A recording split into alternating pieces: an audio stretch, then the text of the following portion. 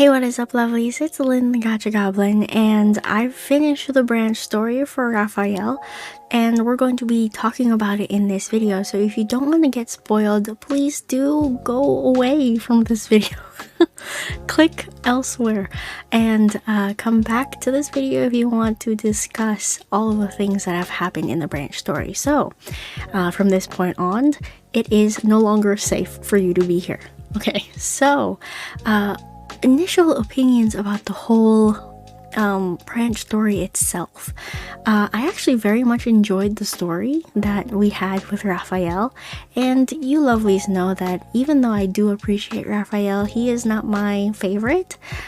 He is not one of my favorites out of all of the love interests, but I really did enjoy his branch story. It was a lot of fun to play, and it was a lot of fun to kind of like see some callbacks to his anecdotes and to his past memories.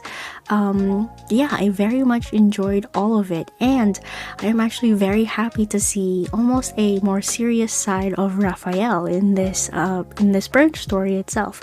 So before I started going through the actual chapters of the branch story, I kind of revisited the two introductory chapters or stories, I don't know what you call them, like the sections itself about the beta protocores and also protocurves or whatever. And because I wanted a little refresher since it's been a while since we did Zane's branch story, so going into Rafayel's story and plotline, I remembered I had to refresh myself that the beta protocurves can distort space, like space itself, or like space dimension or whatnot. And it was a very interesting little tidbit to know going into this branch story, because everything is supposed to like flow together, whatnot, with the different love interests.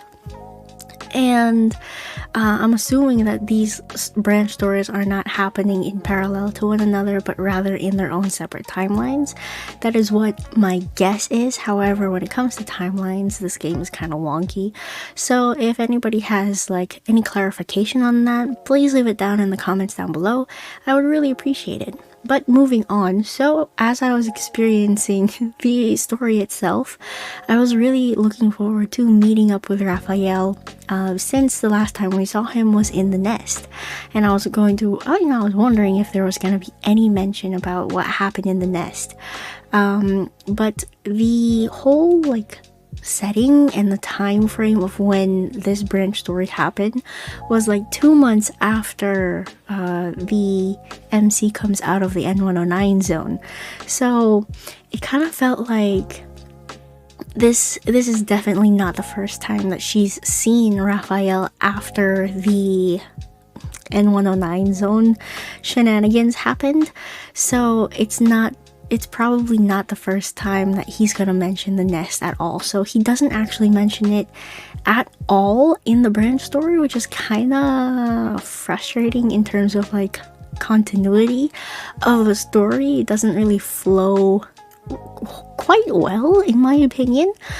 I would have liked like a mention here or there about it.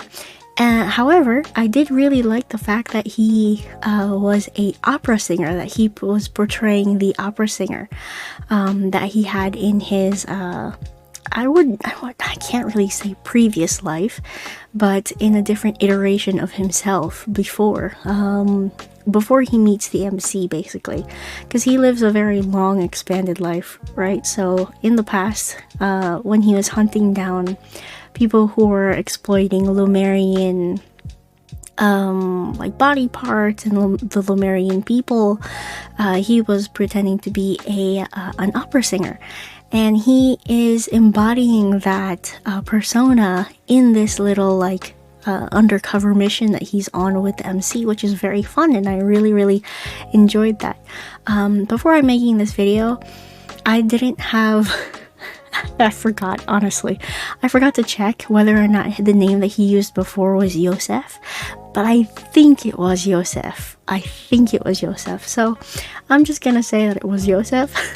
If somebody wants to correct me down below, please go ahead, feel free. But it was really fun. Nice to see.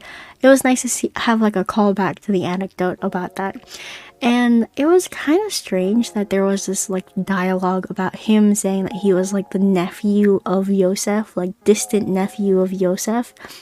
But then the story changed to like the illegitimate child. I feel like because they focused on that so much, and there was that jester who was really much of an a-hole, that the whole illegitimate child, it felt like, you know, when you're reading a book and there's like a red herring, like a clue or something, or there's like an allusion to like a foreshadowing of something, like a piece of lore that's important.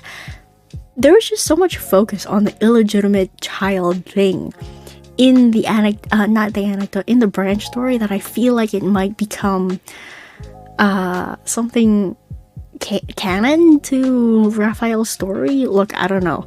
It just felt so weird to have that much focus on it. If you guys have something to say about that too, go ahead, leave it down in the comments below. I'd really like to just like dive and nitpick on this branch story. Let's see what else. I have like a little note sheet here with all of the things that I want to talk about.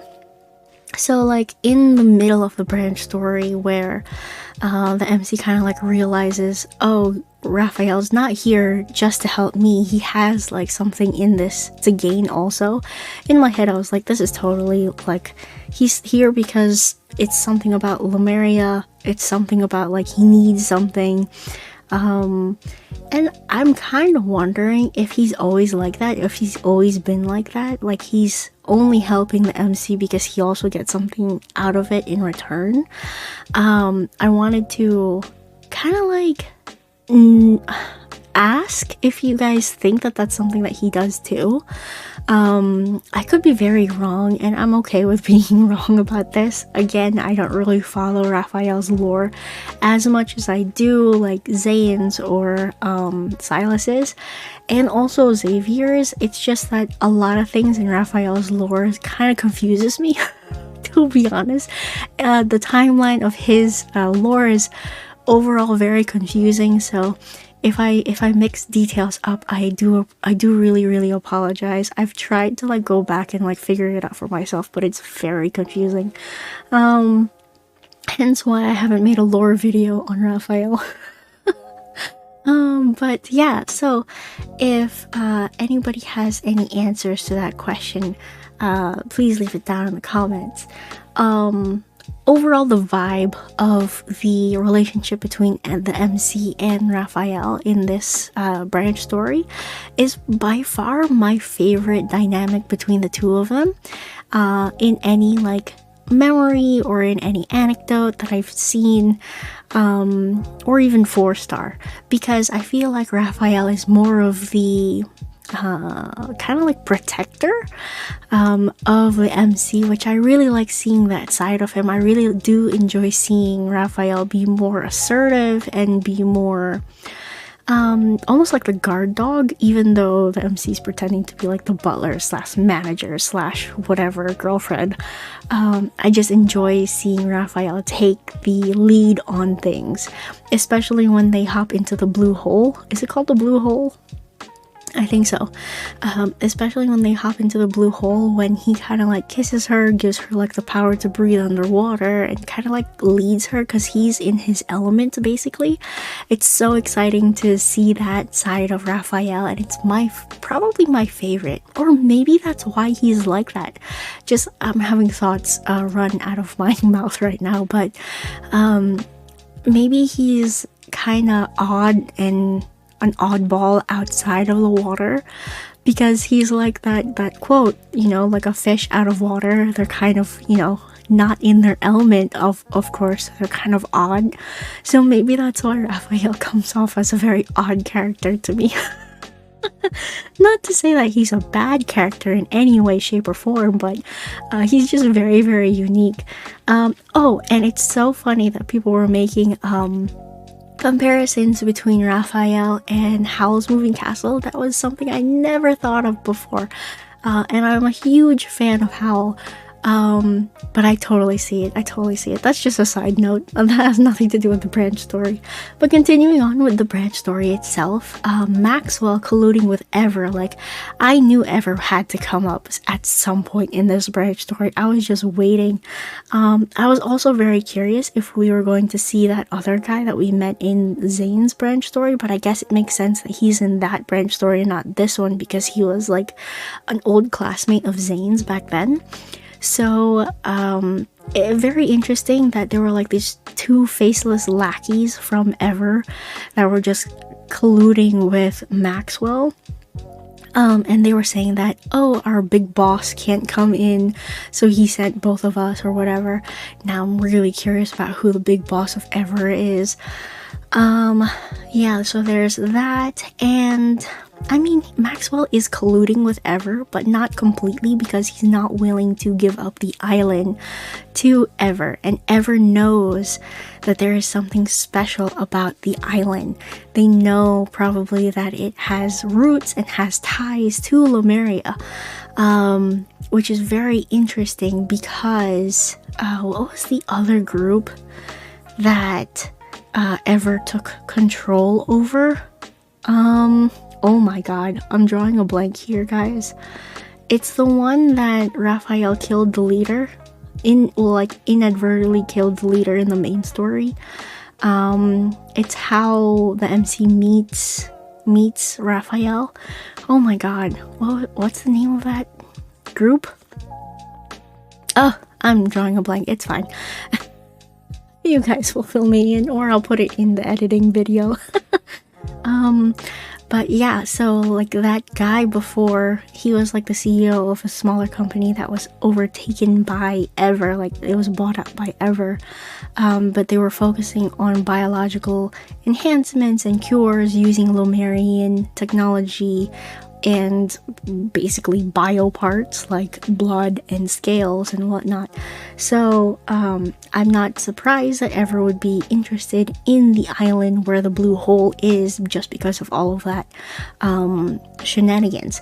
But yes, so there is that. And it was very interesting to see Rafayel kind of like talk about Ever. It was a very short line, him saying that, oh, Maxwell is dangerous, yada yada yada, but we should, he was saying to MC, you should be more concerned about Ever. And that's just like a small little like pebble, like a small little like string that the developers and like story writers are kind of like throwing at us, because I feel like it's going to be a huge turning point in the future, because the Earth, we know the Earth is going to basically get destroyed one way or another, right? Because that's how Philos is created. So I'm guessing that the reason why it gets destroyed is because of Ever, and Ever's like scientific advancements or whatever destroys the Earth. Eventually something goes wrong. That is what my thinking is. I don't have any like real proof. I have some theories that I can cover in a different video. Let me know if you're interested in my like thought process on that, but that's just my hypothesis here. But yeah, so Rafayel knows that Ever is a problem, so it's very, very interesting. Oh, and another part that I liked in the branch story was when they were taking like that undercurrent in the blue hole, I only thought of Finding Nemo, which is so funny. Finding Nemo and like that turtle, that surfer turtle guy. Yeah. Anyway, continuing on, I digress. My favorite chapter in the branch story is probably chapter 10/11. Because there's that whole little part where the MC passes out and she remembers her memories from when she met Rafayel as a kid. That was really fun to experience and like read all of those lines and also hear Rafayel as a child. And then just continuing on, we have the quote-unquote kindled moment, you know, the animated cutscene there, which is very fun to experience. I like seeing Rafayel more mean, to be honest. But after the cutscene, he mentioned something about like the dead deep sea, and I'm guessing that's in reference to like Lemuria being an underwater city that's just gone, that's basically just dead. So I'm guessing that that's what he's referring to when he says the dead deep sea. Very interesting. He's like, you owe, or because I have this power now, I owe the dead deep sea something, or like the dead deep sea has awakened, or one of those two lines or something like that. So it's very interesting to see that. It sounds incredibly ominous, to be honest, but it's very, very interesting for sure. And then let's see, oh my god, and I was so frustrated. Okay, we end up learning that the MC loses a lot of her memories again. No surprise. Is anybody shocked at this point? To be honest, it feels like fate is just like erasing her memories at this point. It's just so frustrating, but at least she remembers the meeting Rafayel and the promise that they made when they were kids. Like that is like the best outcome of this entire scenario. But like the actual things that happened after she passed out in the blue sea, or the blue hole, gone. It faded away, like poof, gone. But yeah, overall I very much enjoyed everything. Am I shocked that there is not that many animated parts of this branch story? No, I'm not. I'm not surprised, because if they did add more animated parts, then, you know, Zane girlies would kind of flip out, since, you know, Zane only got that one moment that was fully animated. So hopefully in future like iterations of the branch stories, or whatever they're going to do next, there will be more animated cutscenes. But I don't even think that Xavier's in the future is going to have more animated cutscenes as well. So I'm just thankful that the story is very much engaging, that it's interesting, and it's something that we can all talk about, because there are a lot of things here that can spark new theories and have like really fun callbacks to the different things in the game itself. So let's have a discussion down in the comments below. I am very excited for what everybody thinks about the branch story. That is pretty much it. Thank you all so much again for watching and for spending some time with me and listening to all of my ramblings. This wasn't scripted at all. It was just a lot of like brain dump basically.